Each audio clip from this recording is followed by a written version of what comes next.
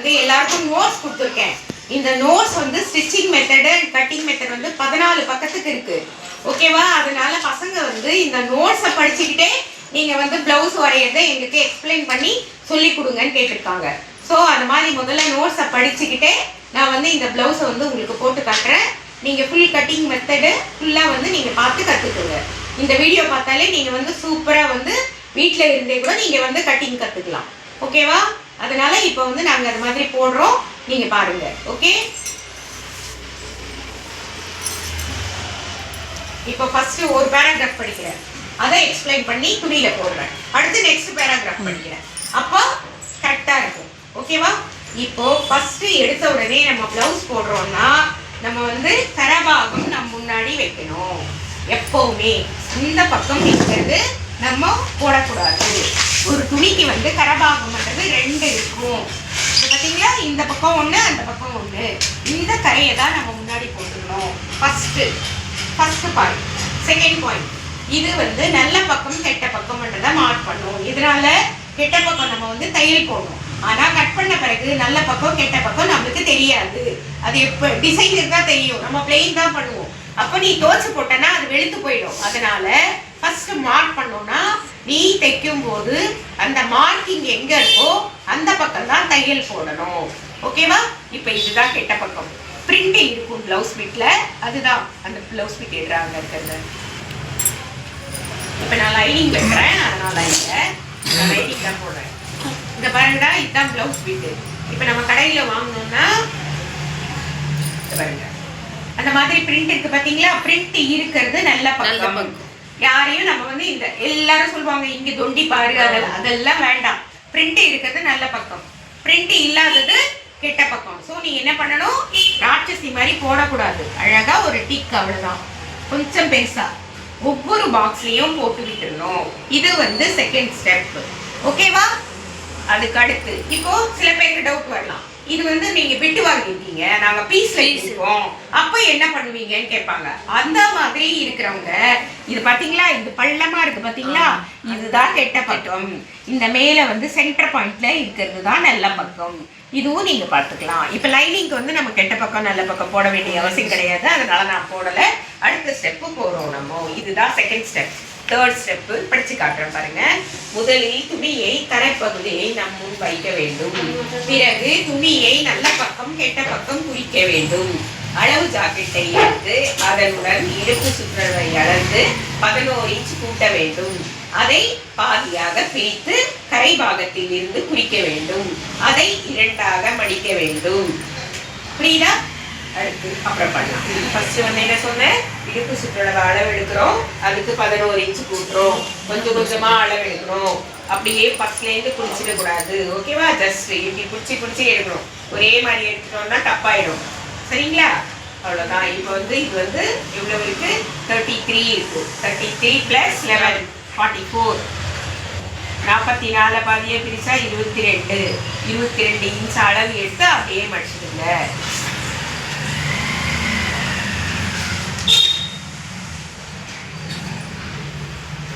கரெக்டா? 22 எடுத்து மடிச்சிட்டேன். இப்போ இது மடிச்சிட்டோம். இதுல வந்து நம்ம ஃபர்ஸ்ட் எடுத்த உடனே என்ன பண்ணணும், கரெக்ட் உயரம் எடுக்கணும். ஃபர்ஸ்ட் ஃப்ரண்ட்ல எடுத்துக்கிறோம். நீங்க கொக்கி பக்கமா எந்த பக்கம் வேணாலும் எடுக்கலாம். இந்த டாட் இருக்குது பாத்தீங்களா, இங்க இருந்து ஸ்ட்ரெயிட்டா பிடிக்கணும். எங்கன்னா அங்க பண்ணக்கூடாது. ஏன்னா இதை வந்து நம்ம கர்வா வெட்டியிருப்போம், அதனால இந்த ஷேப் பண்றது எங்க இருக்கோ அங்க இருந்து எடுக்கிறோம். இது சென்டரா எடுக்கிறோம். மேல 4 இன்ச் தையலுக்கு விடுங்க, கீழே 4 இன்ச் தையலுக்கு விடுங்க. இப்படி எல்லாம் எடுக்காதீங்க, நல்லா ஃபுல்லா இழுத்து எடுங்க. 4 இன்ச் அப்படியே வச்சு விரல வச்சு மடிச்சிடுங்க. ஏன்னா நோட் பண்ணாலும் உள்ள போயிடும், அதனால தெரியாது. இப்போ மடிச்ச பிறகு திருப்பியும் ரீசெக் பண்ணு. மேலே 4 இன்ச் இருக்கா, இப்போ நான் கரெக்டாக தான் எடுத்தேன், ஆனால் 1 இன்ச் வந்துருக்கு பார்த்தீங்களா, அது அப்படி தான் வரும். அதனால தப்பு கிடையாது. நம்ம ரீசெக் பண்ணுறது அதுக்காக தான். சின்னதாகவும் இருக்கக்கூடாது, பெருசாகவும் இருக்கக்கூடாது. திருப்பியும் நீ பண்ணு.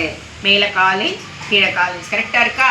அடுத்த ஸ்டெப்பு பேக் வந்து பேக்கில் எடுக்கணும். அதே மாதிரி அந்த டாட் பிடிக்கிற இடத்துலேருந்து நேராக எடு. மேலே 4 இன்ச், கீழே வந்து 2 இன்ச் விட்டுட்டு அழகாக ஸ்கேலில் கோடு போட்டுரு. இப்போ இது கோடு போட்ட மாதிரி இங்கே வந்து நம்மளுக்கு எவ்வளோ மெஷர்மெண்ட் வந்ததோ அதை ஸ்ட்ரெயிட் லைன் போட்டுடணும். இது வந்து ஹோல்டிங் மெத்தட். இதுதான் வந்து ஃபர்ஸ்ட் மெத்தட். ஓகேவா? இப்போ இதை படிக்கிறேன் பாருங்க.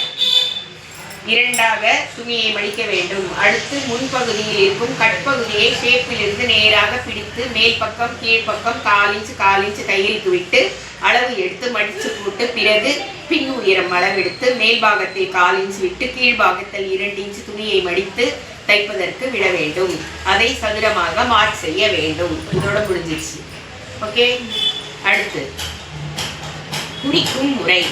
இப்படி 4ஆக மடித்து போட்ட துணியின் மேலே ஜாக்கெட்டை 4ஆக மடித்து போட்டு 1/4 இன்ச் மேல் பாகத்தில் விட்டு கழுத்து பகுதியில் 1/4 இன்ச் வெளிப்புறமும் தோள்பட்டையில் பகுதியில் 1/4 இன்ச் விட்டு குறித்து அக்குள் பகுதியிலும் வளைவாக வரைய வேண்டும்.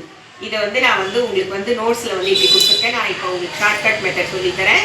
இப்போ இங்கே ஒல்லியாக இருந்தால் 38 இன்ச் இருந்ததுன்னா ஒல்லின்னு அர்த்தம். அது இருந்தால் இங்கே 2.5 இன்ச் விடணும். 39, 40, 41, 42, 43 இருந்தால் 2.25 விடணும். 44, 3 இருந்ததுன்னா 44ன்னா 3 விடணும். இங்கே நீங்கள் 2.5 இன்ச் விட்டீங்கன்னா இங்கே 3 இன்ச் ஷோல்டர் வச்சுருங்க. இங்கே 2.25 வச்சா இங்கே 3.25 வச்சுருங்க. இங்கே 3 வச்சா அங்கே 3.5 வச்சுருங்க. இப்போ தைக்கிற டைலர் எல்லாம் இந்த ஷோல்டர் துண்டாக தைச்சிடுறதுனால தான் இந்த கழுத்து இப்படி விலகி வந்துடுது. அதனால் நம்ம இதே மாதிரி ஃபாலோ பண்ணிக்கலாம். அப்படி இல்லைன்னாலும் ப்ளவுஸில் சில பேருக்கு தான் நல்லா இருக்காது, சில பேருக்கெல்லாம் கரெக்டாக இருக்கும். அதுக்கேற்ற மாதிரி நம்ம பண்ணிக்கலாம். ஆனால் ஃபஸ்ட்டு எடுத்தோடனே இப்போ 44 மடிச்சிருக்கோம். இங்கே 3 இன்ச்சு பிடிக்கிறோம். ஓகேவா? இப்போ உனக்கு இதை நான் 3.5 இன்ச்சு குறிச்சிடுறேன். அந்த அளவு ப்ளவுஸில் பார்க்கலாம் எப்படி இருக்குன்னு. இதை பாருங்கள். இது 1/4 இன்ச் இந்த பக்கம் விட்டு கரெக்டாக வச்சுருக்காங்க. கரெக்டாக இருக்கா? உங்களுக்கு தெரியலன்னா நீங்கள் இந்த மாதிரி பண்ணால், தெரிஞ்சால் அந்த மாதிரி பண்ணலாம். ஓகேவா? இப்போ ஷோல்டர் குறிச்சாச்சு. இப்போ என்ன பண்ணணும்? ப்ளவுஸை 4ஆக மடிச்சுக்கோங்க. இந்த தையல் பர்ஃபெக்டாக மடிச்சுக்கோங்க. இந்த தையலை பர்ஃபெக்டாக மடிச்சுட்டு சுருக்கம் இல்லாமல் நீட்டாக வரணும். அதுக்கடுத்து இந்த ஷோல்டர் பகுதியை கரெக்டாக வச்சுக்கோங்க. ப்ளவுஸ் சுருக்கமாக வச்சோம்னா நம்மளுக்கு தலைவலிதா. இதை பாருங்கள். இது வைக்கும்போது இங்கே 1/4 இன்ச் இறக்கி வைங்க. இந்த பேக்கு தான் இங்கே டச் பண்ணணும். இந்த ஃப்ரண்ட்டை டச் பண்ணக்கூடாது. ஏன்னா பேக் நெக் பெருசாக இருக்கிறதுனால அது அப்படி தான் வரும். அதனால் உங்களுக்கு எந்த எஃபெக்டும் கிடையாது. இதை பாருங்கள். இப்போ இது வந்தால் இதுக்கு மேலே கீழ்பாகத்தில் இது பேக்கு, அதனால் கீழ்பாகத்தில் 1/4 இன்ச் மேலே ஏற்றுங்க. இது கொக்கி எங்கே நிற்கிதோ இதுக்கு மேலே 3/4 இன்ச்சு விடுக்கணும். இங்கேருந்து கொக்கி எங்கே நிற்குதோ நீ எதையுமே டச் பண்ணாதீங்க. இங்கேருந்து 3/4 இன்ச்சு. இப்போ பாருங்கள். இது நிற்கிது இல்லையா? இதை என்ன பண்ணணும்? இதை இப்படி பிடிக்கணும். பிடிச்சி இது மேலே இழுக்கணும். அது எங்கே இருக்கோ அங்கே குறிச்சிங்கன்னா தப்பு. இதை இந்த இடத்துல பிடிச்சிக்குங்க, இப்படி எடுத்துக்குங்க. இது எங்கே வருதோ இதுக்கு மேலே 1/4 இன்ச்சு விடுங்க. இப்போது இதை எடுத்தாச்சு. இப்போ என்ன பண்ணுறோம்? அழகாக ஸ்கேலை வச்சு கோடு போட்டுருங்க. நான் எல்லாமே ஷார்ட்கட் மெத்தட் ஃபுல்லாக சொல்லி தந்துடுறேன். ஆகையினால நீங்கள் இதை ஃபாலோ பண்ணிக்கிங்க. ஸ்கொயர் பண்ணிவிடுங்க. இதில் சென்டர் பாயிண்ட் இங்கேருந்து 1 இன்ச். இதில் சென்டர் பாயிண்ட் ஸ்கேல் கொடுறாங்க. இதில் சென்டர் பாயிண்ட் இங்கேருந்து குண்டாக இருக்கிறவங்களுக்கு 1.25. இது சென்டர். இப்போ பாருங்கள். இது இப்படியே வைங்க ஸ்கேலை. அவ்வளோதான். நீங்கள் எதையுமே பண்ண வேண்டிய அவசியமே கிடையாது. உன் சொந்த புத்தியை எதுவுமே யூஸ் பண்ண வேண்டிய அவசியமே கிடையாது. அந்த ஸ்ட்ரெயிட் லைன் கரெக்டாக போடுங்க. இங்கேருந்து 1.25. இப்போ பாருங்கள். இங்கேருந்து அதை டச் ஆகணும். அவ்வளோதான். ரவுண்ட் வந்துடுச்சா? ஒரே செகண்ட். அதுக்கப்புறம் இப்போ நம்ம வரைஞ்சது கரெக்டாகிட்டு செக் பண்ணுறோம். இப்போ இது ஸ்லீவ். இந்த தையல் கரெக்டாக மடிக்கணும். எப்படின்னா இதோ இப்படி மடிக்கிறது இப்படி மடிக்கிறது இல்லை. அந்த தையல் கரெக்டாக மடிக்கணுங்களா? 1/4 இன்ச்சு அங்கே விட்டுருங்க. அந்த ஷோல்டர் ஜாயின் பண்ணுங்க. அப்படியே வாங்க வாங்க. 1 இன்ச் வந்துடுச்சா? இந்த பாயிண்ட்டு இந்த எக்ஸ்ட்ரா வந்தால் தான் நம்ம சைடில் தையல் பிடிக்கிறதுக்கு. ஓகே, இது டன். இப்போ கழுத்து அதையும் நீ செக் பண்ணிக்கோ. உனக்கு கட்டிங் சூப்பராக பண்ணிட்டேன்னா தைக்கிறது ஈஸி. இது பாருங்கள். இந்த ஷோல்டர்லேருந்து இங்கே வாங்க. இப்படியே வச்சுட்டு வாங்க.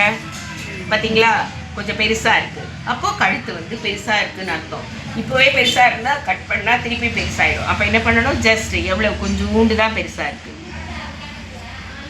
இப்படி வரைஞ்சிட்டு திருப்பி நீ செக் பண்ணு. இங்கேருந்து அப்படியே கொஞ்சம் கொஞ்சமாக வச்சுட்டு வந்தோன்னா அது இந்த மாதிரி இந்த கழுத்தும் இதுவும் கரெக்டாக இருந்தால் நீ தைக்கும் போது வெட்டினதுக்கப்புறமா பெருசாகிடும். எப்போவுமே இந்த மாதிரி மெஷர்மெண்ட் பண்ணி இப்போ இது போச்சு. அவ்வளோதான். இது அடுத்த ஸ்டெப்பு முடிஞ்சிச்சா? இப்போ அடுத்து ஓப்பன். இந்த ஓப்பன்லேருந்து இங்கே வச்சு இந்த பெல்ட் எங்கே இருக்கோ அது வரைக்கும் குறிச்சிட்டு 3/4 இன்ச் விடுறோம். இந்த 3/4 இன்ச் எதுக்காக? நெக் பீஸ் வைக்கிறதுக்கு 1/4 இன்ச், டாட் பிடிக்க 1/4 இன்ச், பெல்ட் அட்டாச் பண்ண 1/4 இன்ச். அதே மாதிரி இது சைடுன்னு சொல்லுவோம். இந்த பாருங்கள். இங்கேருந்து கரெக்டாக இதை குறிக்கணும். எப்போவுமே இந்த மெஷர்மெண்ட் கரெக்டாக வந்ததுக்கப்புறம் தான் இந்த பாயிண்ட்டுக்கு போகணும். இப்போ இதை மார்க் பண்ணிட்டோம். இப்போ பாருங்கள், இது கரெக்டாக சென்டரில் மார்க் பண்ணிக்கோங்க. இதுக்கும் உங்களுக்கு ஈஸியாக சொல்லித்தரேன். இந்த போட் ஷேப்க்கு இந்த ஸ்கேலை வச்சுக்க இங்கேருந்து பாருங்கள், அழகாக இப்படி வரைஞ்சிருங்க. அதே மாதிரி இதை திருப்புங்க, இதை அழகாக வரைஞ்சிருங்க. உங்களுக்கு ஏதாச்சும் கஷ்டமா? ஒன்றுமே இல்லை. ஓகேவா? இது தாண்டா ப்ளவுஸ் வரைகிற மெத்தட். இப்போ நம்ம கட்டிங் போடுவோம். நீங்கள் வீடியோ கட் பண்ணிவிட்டு எடுக்கிறதாண்டா எடுத்துக்கோங்க, இல்லை அப்படியே போட சொன்னால் அப்படியே போகிறேன்.